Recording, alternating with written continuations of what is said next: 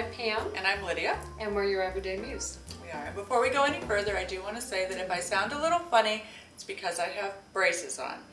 Is there anything about your body you would like to disclose? Oh, okay. We can always go back to that, I don't think too. she sounds funny, though. Okay. I have to tell you, though, I was at the grocery store the other day, and I came up with a question I can only ask of you. It's true. That's scary. It's true. I knew you'd be the only one to understand it and maybe have an answer for me. Okay, go ahead. Someone pulled into a handicapped spot and did not appear to be handicapped, considering they practically sprinted past me to get into the store. They didn't have a handicap sticker. I know there are various forms of handicappedness. Handicappedness? Yes. She's invented a new word. But I'm going to say, for the sake of argument here, that let's say they weren't handicapped. Because you know, a lot of people that aren't handicapped park in those spaces anyway. I would never consider it. Right. I wouldn't. Go ahead. Anyway, so I had this debate with myself, and the question is really twofold. Okay. First of all, I know what he did was illegal, okay, if he wasn't handicapped. But should I have done anything about it, or should I have minded my own business? That's a really good question. What do you think? I mean, the fact that you're asking that question, what's making you ask that question? Do you feel uncomfortable? Well, because I'm not sure I did the right thing, I guess. I guess if I hadn't given it a second thought, then it would have been the right thing. But because I'm still ruminating about it, I have to wonder if I did the right thing by not saying... But then I would have felt uncomfortable saying something anyway. But the bigger thing that happened when I was in the pasta aisle was... She's Italian, everyone. She'd have to be in the pasta aisle. I'm there a lot. That's where I do my best thinking. Okay. I thought, okay, I know what he did was illegal. But is it a sin? Oh, Lydia.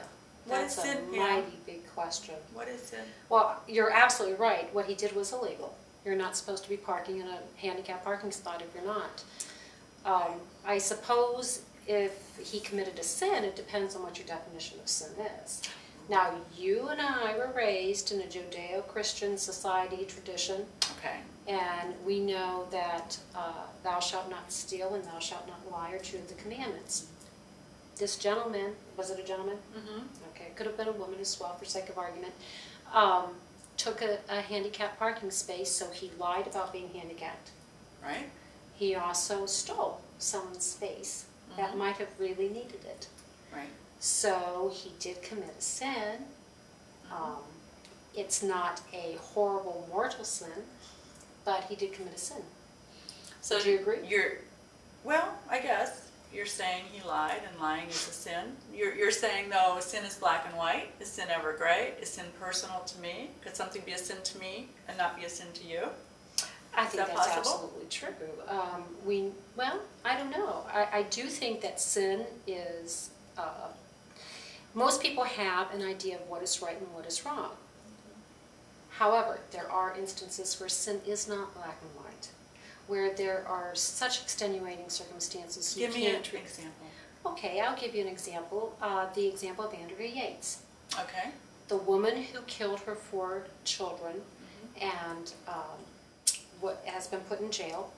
There is an instance of a woman who definitely did something illegal. She committed murder. She definitely committed sin because she murdered, and she murdered 4 times. On the other hand, this was a very mentally sick woman. She had suffered not only from postpartum depression, but depression that went way down into psychosis, and she became psychotic. She was hearing things, she was feeling things. Absolutely, she committed wrongs, but I mean, and I don't know how you feel out there, or how you feel, but I feel there were extenuating circumstances. This is a woman who was sick.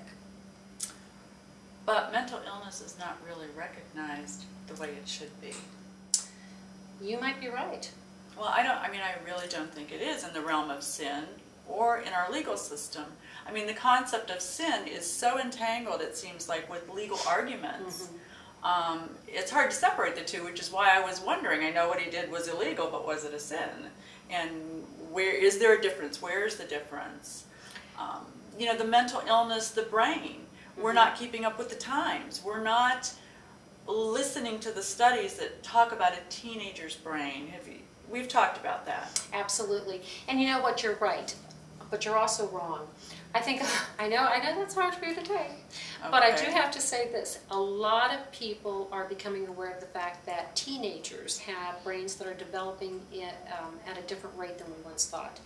And there is a section of the brain that becomes very aggressive during the teen years. So teens will normally do something they can perform deeds that are aggressive, and we would say that's wrong, they shouldn't do that, they should know better, but not necessarily because of their biology and their chemistry. Well, they're basically not in control, and they may do something illegal while they're not in control, but is it a sin because they're not in control?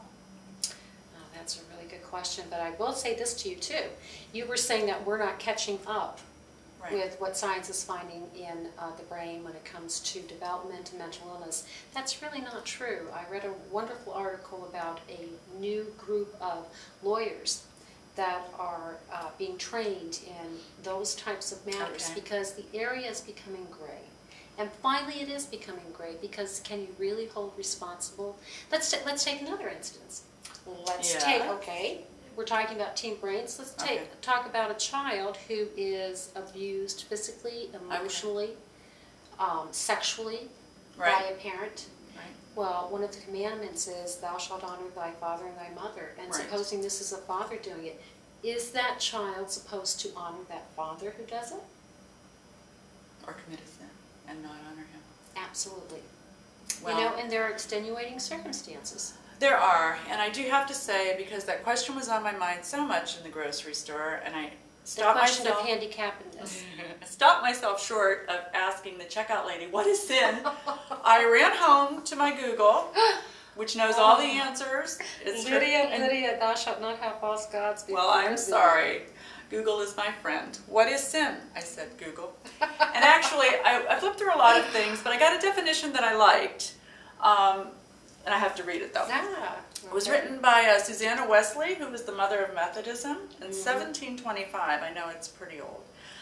Whatever weakens your reason, impairs the tenderness of your conscience, obscures your sense of God, takes off your relish of spiritual things, whatever increases the strength of body over mind, that thing is sin to you, however innocent it may be in itself. I like it. I'm not sure what it means. I think it means everything is a sin. It's what it sounds like to me. Well, it certainly means our daily ritual of having a little something to drink and losing some of the acuteness that we have when it comes to our thinking. That, I suppose, could be considered a sin. I don't know. There are going to be a lot of monks out there that have committed sin too. Well, actually, I'm a little sorry I brought this up because it seems like it brings up more questions than answers. It does. But that's not always a bad thing, is it? And that's why we muse. I guess so. Well, I have to go. Okay. Happy musing. Till we muse again.